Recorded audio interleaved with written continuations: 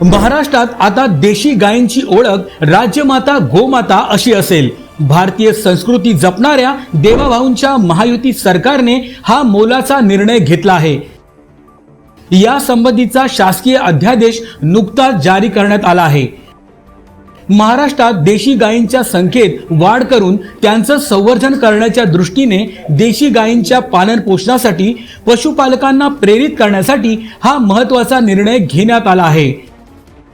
राज्यात देशी गायींच्या संवर्धनासाठी प्रति गाय प्रतिदिन 50 रुपये अनुदान देण्यात येईल।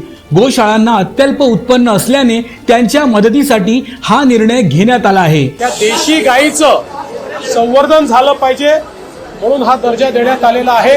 आणि एवढंच नाही तर ज्या ठिकाणी पांजरपोळ आहे, ज्या ठिकाणी व्यवस्था आहे, अशा ठिकाणी देशी गायीच्या चाऱ्याकरता मदत करण्याचा निर्णय देखील राज्य सरकारने घेतलेला आहे।